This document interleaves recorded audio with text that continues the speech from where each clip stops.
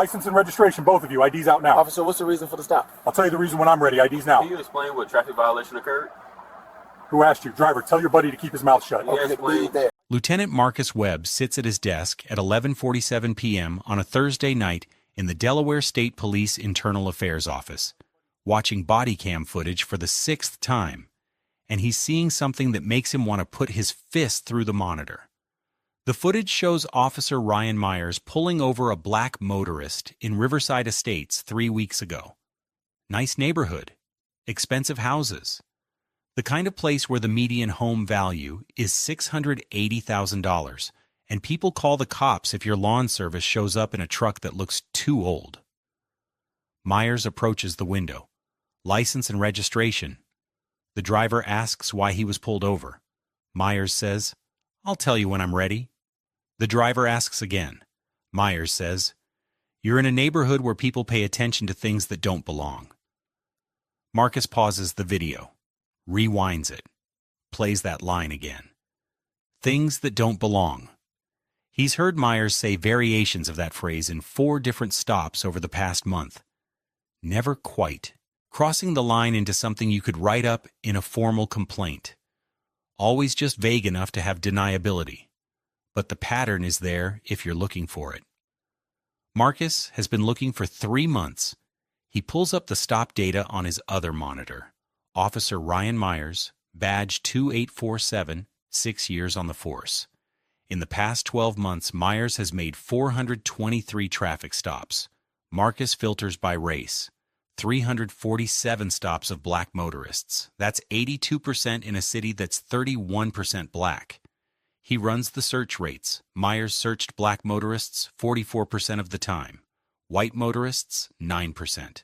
Hit rate for finding contraband, 12% for black drivers, 31% for white drivers. The numbers are screaming. Myers is stopping black people at rates that defy statistical probability, searching them at 5 times the rate and finding evidence far less often. Which means he's not actually catching criminals.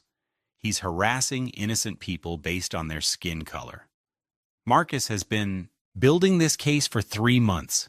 He's reviewed 87 stop reports from Myers and 2 other officers in the same district.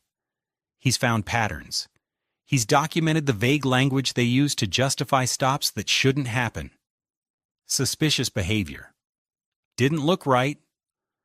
High crime area, used to describe neighborhoods that have almost no crime. But he doesn't have enough yet. The union will fight this. They'll argue that the officers were using their judgment, that high stop numbers just mean they're working hard, that the searches were all consensual. Marcus needs something undeniable. He needs to catch one of them doing it in a way that leaves no room for interpretation. He's still looking at the data when his phone buzzes. Text message from James Holloway, his friend from college. "Car's in the shop until Monday. Can you give me a ride home from dinner Saturday? I'll buy." Marcus texts back, "Yeah, no problem. Where?" James sends an address for a restaurant downtown. Marcus confirms and goes back to his spreadsheets. He doesn't know it yet, but that text message just gave him exactly what he's been looking for. Saturday night. Marcus picks up James at the restaurant at 8:35 p.m. They've been friends since undergrad at Delaware State. James works in software engineering now, makes good money, bought a house in Riverside Estates 2 years ago. He's engaged, wedding next spring, normal, successful life except for one thing that's not normal at all. James has been pulled over 4 times in 2 years for driving in his own neighborhood. Same pattern every time. Officer can't explain what law was broken. Questions about where he's going. Whether the car is his, can they search it? James never filed complaints because what's the point? It's your word against theirs and nobody ever believes you. They're talking about James's wedding plans, arguing about whether a DJ or a band is better. When Marcus sees the lights come on behind them, James is driving his gray Honda Civic. They're 2 blocks from his house. They weren't speeding. They used signals. They weren't doing anything. James looks in the rearview mirror. Are you serious right now? Marcus looks back and feels something click in his head. He recognizes that patrol car, District 4, Myers's district. "Don't worry about it, just pull over, let me handle this." James pulls into a well-lit area. There's a house with a Ring doorbell visible on the porch. Marcus makes note of that. He pulls out his phone and starts a voice recording, keeping the phone below the window line. If the body cam footage mysteriously disappears later, he'll have his own copy. The officer approaches. Marcus watches him in the side mirror. White guy, early 30s, moving with that particular swagger some cops develop when they think they're completely in control of a situation. The officer gets to the window. Marcus already knows who it is before he sees the face. Officer Ryan Myers, badge 2847, the same. Officer whose stop data Marcus has been analyzing for 3 months. The same officer who's said things that don't belong 4 times in recent stops. And he's about to say it to an internal affairs lieutenant who's been building a case on him. Though Myers doesn't know that yet. Myers raps on the window with his flashlight. James rolls it down. "Good evening, officer." The flashlight beam goes straight into James's face, then swings to Marcus. "License and registration. Both of you, IDs out now." James keeps his voice respectful. "Officer, can you tell me the reason for the stop?" "I'll tell you the reason when I'm ready. IDs. Now." Marcus speaks for the first time, voice calm and conversational. "Can you explain what traffic violation occurred?" Myers's attention swings to him, and you can hear the irritation. "Who asked you?" "Driver. Tell your buddy to keep his mouth shut unless he wants to make this worse." Marcus is recording every word on his phone. He's also watching the body cam on Myers's chest, making sure the little light is on. It is. This is being documented from multiple angles. James tries again. "Officer, we weren't speeding. We used our signals. I'm just trying to understand what we did wrong." And there it is. The line Marcus has been waiting to hear someone say directly to him, instead of on a recording. "You're in a neighborhood where people notice when things don't look right." Marcus leans forward slightly. "Before you do that, I have a question. How many stops have you made in this neighborhood in the past month?" Myers stares at him. "That's none of your business. Last warning. IDs on the dashboard, or you're both getting out." Marcus reaches for his wallet slowly, but he doesn't pull out his driver's license. He pulls out his Delaware State Police Internal Affairs credentials, badge and ID card. He hands them through the window to Myers. "Here's my ID. Look at it carefully, take your time, because in about 30 seconds, you're going to realize you just made a career-ending mistake." Myers takes the credentials, shines his flashlight on them. Delaware State Police, Internal Affairs Division, Lieutenant Marcus Webb. His face goes through changes. Confusion, recognition, pure horror. "Your Internal Affairs, Lieutenant Marcus Webb, and every word you just said is being recorded. On your body cam, on my phone, and on that doorbell camera right there." Marcus points to the Ring doorbell 15 feet away. "So I'll ask you again, Officer Myers. What was the reason for this stop?" Myers' mouth opens, closes. No words come out. Marcus continues, voice still perfectly calm. "You pulled over a vehicle obeying all traffic laws. You refused to explain the reason for the stop. You made statements suggesting we look out of place in this neighborhood. You threatened to search without probable cause. You want to try again? What was the reason for this stop?" "I thought the car looked..." Myers's voice is shaky. Now, Marcus doesn't help him. Just waits. "What traffic law did we violate? Specifically?" Myers can't answer because there is no answer. "That's what I thought. What's your name and badge number?" "Officer Ryan Myers, badge 2847. Marcus nods. He already knew, but he wanted it on recording. "Officer Myers, I'm going to need you to step back from this vehicle. We're leaving now. And Monday morning, you're going to be called into a meeting with your supervisor and a union representative.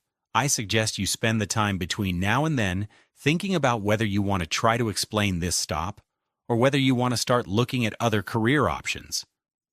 Myers steps back.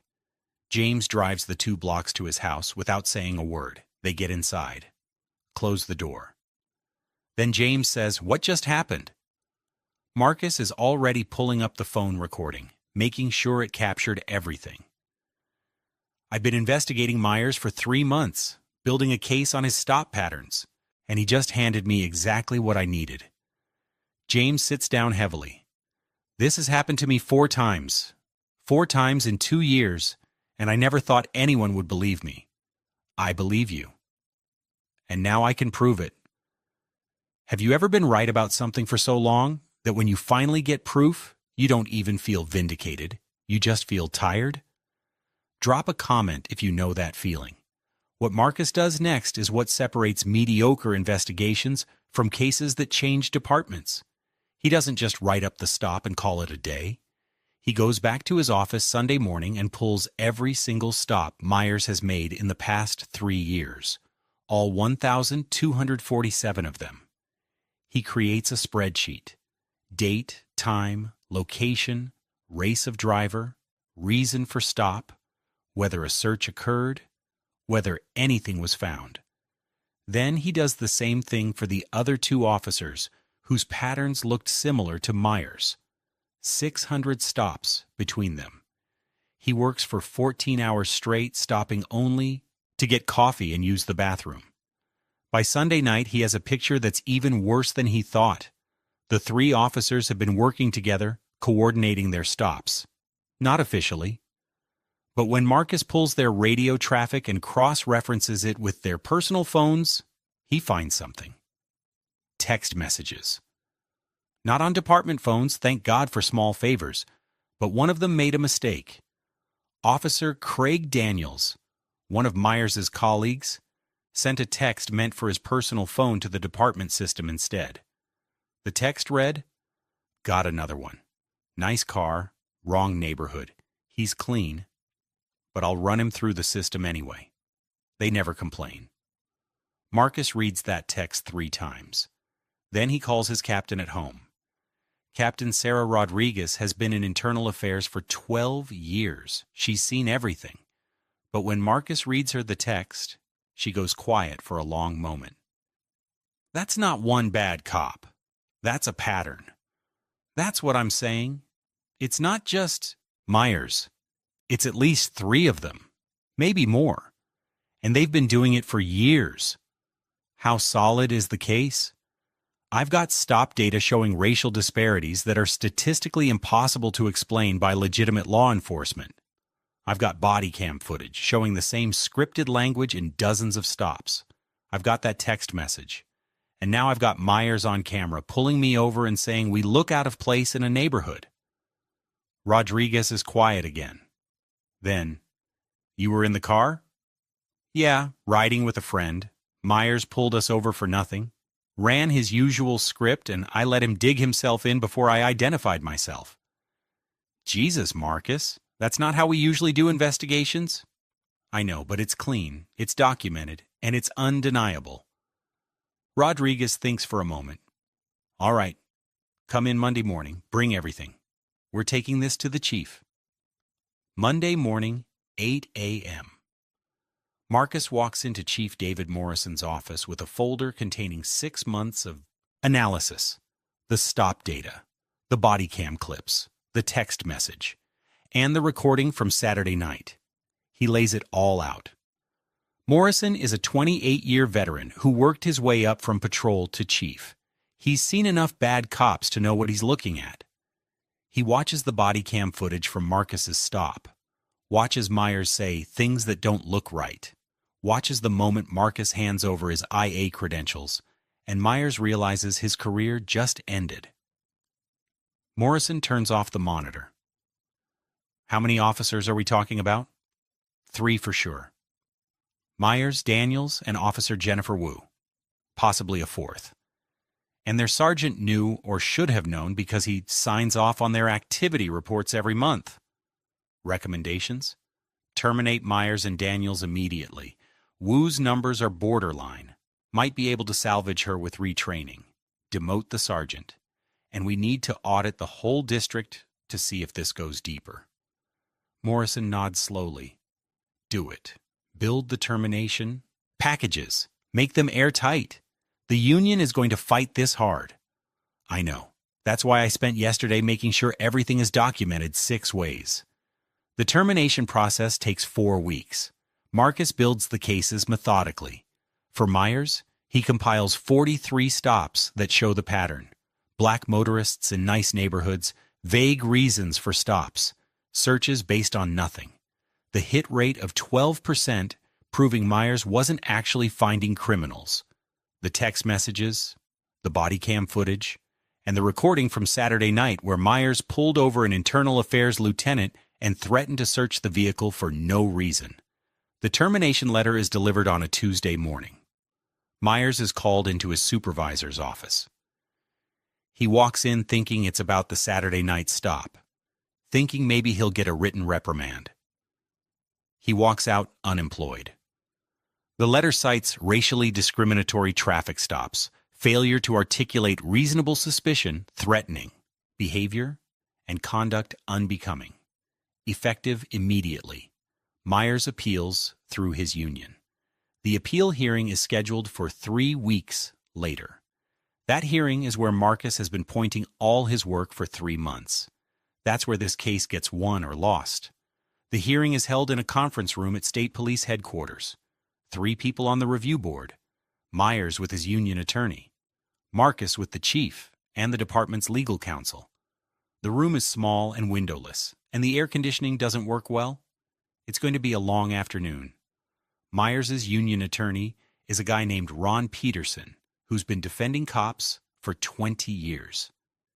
He's good at his job. He opens by arguing that Myers was a dedicated officer with 6 years of service, no prior disciplinary actions, and strong performance reviews. Officer Myers made stops based on his training and experience. High crime areas require proactive policing. The numbers being cited are taken out of context. Marcus waits his turn. When he stands up to present, he has his laptop connected to a monitor so everyone can see. Let's talk about context. He pulls up the stop data. Officer Myers made 1,247 stops in 3 years. 1,021 of them were of black motorists. That's 82%. The city of Wilmington is 31% black. That's not context. That's a pattern. Peterson jumps in. Those stops were in high crime areas where the demographics are different. Marcus pulls up a map. Officer Myers' stops were concentrated in Riverside Estates, Harbor Heights, and Westfield Gardens. These are 3 of the lowest crime neighborhoods in the city. Riverside Estates had 4 property crimes and 0 violent crimes last year. Harbor Heights had 6 and 1. These aren't high crime areas. These are wealthy neighborhoods where Officer Myers decided black people don't belong. He pulls up the search data. Officer Myers searched black motorists 44% of the time, white motorists 9%. His hit rate for contraband was 12% for black drivers, 31% for white drivers. What that tells us is that Officer Myers was searching black drivers based on hunches that were wrong almost 90% of the time. That's not proactive policing. That's harassment. Peterson tries a different angle. Officer Myers was responding to community concerns. Residents in these neighborhoods were calling about suspicious activity. Marcus pulls up the call logs. In the past year, Riverside Estates had 14 calls about suspicious persons. Officer Myers made 73 stops in that neighborhood. He wasn't responding to calls. He was initiating stops based on his own judgment about who looked suspicious. Then Marcus plays the body cam footage.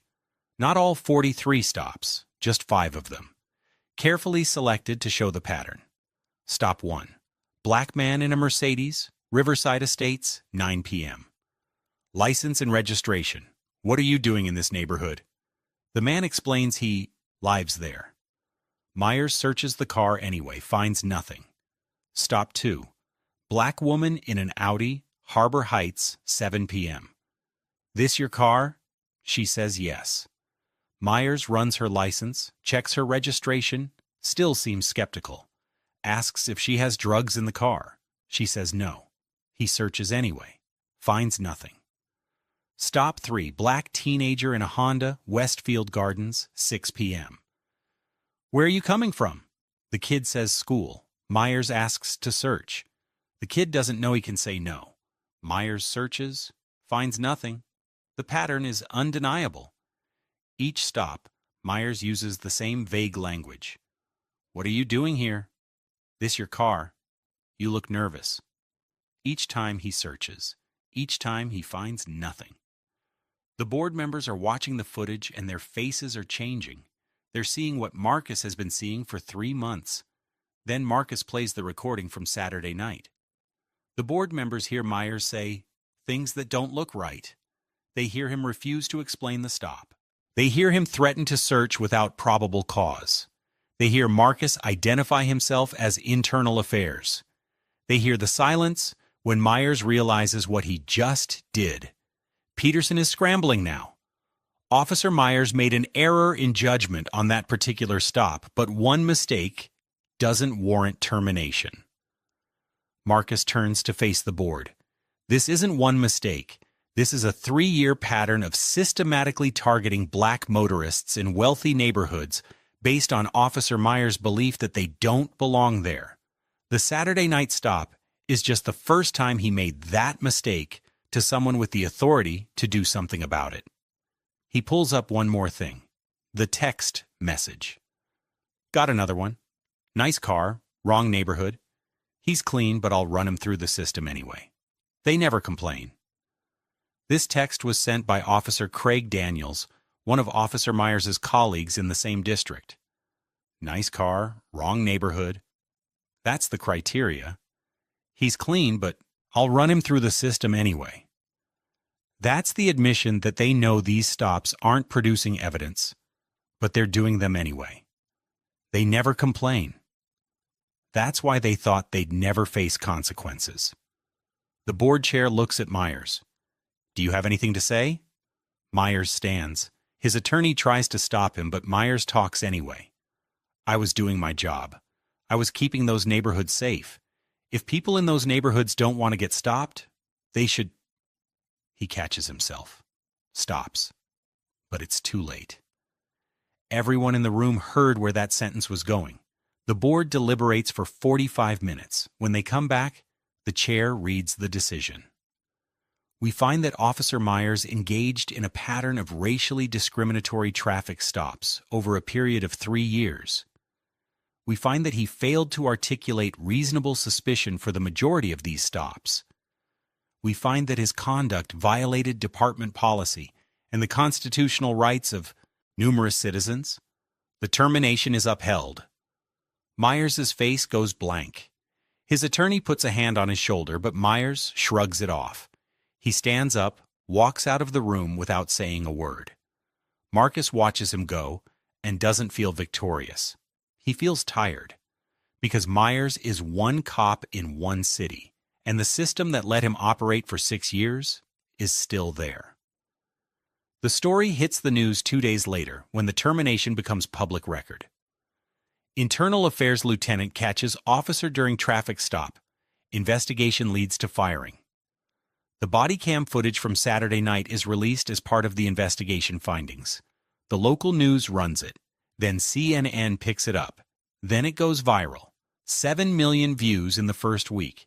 People watch it and feel that specific satisfaction of watching someone get caught doing exactly what they thought they'd never answer for. But Marcus doesn't watch the view counts. He's already moved on to the next part of the investigation. Officer Daniels and Officer Wu.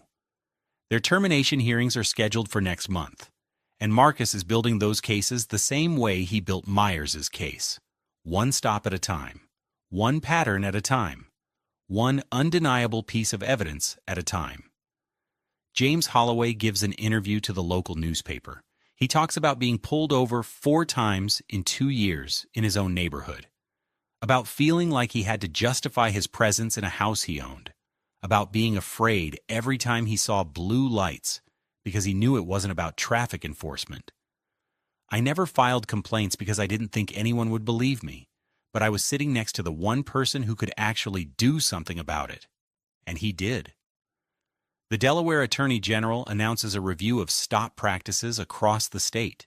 The review takes 6 months and finds what Marcus already knew. Racial disparities in stops exist in multiple departments, not as extreme as Myers, but present. A consent decree is negotiated. The reforms are comprehensive. Mandatory data collection on every stop. Quarterly analysis for racial disparities. Early intervention for officers whose numbers show problems. Civilian Oversight Board. Body cameras required. Supervisory review of all searches that don't find contraband. Marcus is still in internal affairs, still investigating, still building cases. In the 2 years since he caught Myers, he's built 9 more termination packages. 7 resulted in officers being fired, 2 in suspensions.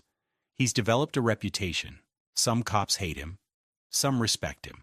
All of them know his name, which is exactly what he wants. Ryan Myers never worked in law enforcement again. He tried getting hired at private security companies. Most turned him down once they saw the termination. He moved to Florida, got a job in retail management. His LinkedIn profile doesn't mention the 6 years he spent as a cop. The body cam footage is now used in police academies across Delaware. And in 3 surrounding states, it's shown as an example of what not to do, how not to conduct a stop, how not to exercise authority. The instructors pause at the moment Myers says, "Things that don't look right," and ask recruits, "What does that actually mean?" The recruits get it immediately. There's no ambiguity. What stays with Marcus about that Saturday night isn't the moment Myers realized who he was. It's what James said afterward. "I've been telling people this happens, and nobody believed me." That's the part that matters, not the viral video, not the termination. The fact that James spent 2 years thinking he was paranoid, that maybe he was imagining the pattern, that maybe it was just bad luck. And then in one night, he got validation that he was right all along. Marcus has been a cop for 19 years. He knows how the system works. He knows how to assert his rights. He knows what questions to ask. He had his phone recording. He had his credentials ready. And even with all that, he still got pulled over for driving while black in a nice neighborhood. Even with 19 years on the force and an internal affairs badge, he was still seen as someone who didn't belong until he proved otherwise. So if it can happen to an internal affairs lieutenant, if someone with that much knowledge and authority can still get pulled over for no reason, think about what's happening to everyone else. The people who don't know their rights, who don't have cameras, who don't have the power to make the officer who stopped them face consequences. They're getting pulled over every day. They're getting searched. They're getting told they don't belong in neighborhoods they live in. And most of them never get any kind of justice because the system isn't designed to give it to them. Marcus got justice because he is the system. He had the authority to investigate, to subpoena records, to build cases that departments can't ignore. But the 48 other people, his team, interviewed during the investigation, the ones who got stopped by Myers before Marcus caught him, most of them never filed complaints. Never thought anyone would care. Never imagined that years later, someone would be reviewing their cases and using them to build termination packages. The system worked for Marcus, but it only worked because Marcus had institutional power. And the fact that accountability depends on accidentally pulling over someone with that power should tell you everything about whether the system is designed to produce justice or just designed to protect itself. 3 weeks after Myers' termination, Marcus gets a call from a number he doesn't recognize. He answers it. "Lieutenant Webb?" "Yeah, who's this?" "My name is Darnell Cooper. I was one of the people you interviewed during your investigation. Officer Myers pulled me over in 2021. Searched my car. Didn't find anything. Made me late to pick up my daughter from school." Marcus remembers the case. "Yeah, I remember. What can I do for you?" There's a pause. I just wanted to say thank you. I didn't think anyone would ever believe me. I didn't think it mattered. Marcus sits down. It mattered. It all mattered. Every single one of those stops mattered. Well, thank you. That's all I wanted to say. They hang up. Marcus sits at his desk for a while after that. Then he pulls up his case files and gets back to work. Because Myers is gone. Daniels is gone. Wu is gone. But there are other names in the data. Other patterns emerging. Other officers who think they'll never face consequences. And Marcus will be there, building cases, one stop at a time, until the numbers start to change. Share this if you think accountability shouldn't depend on accidentally pulling over the one person who has the power to do something about it. Because it shouldn't. But right now it does. And until that changes, the only thing protecting people from cops like Myers is luck, and that's not a system. That's a lottery.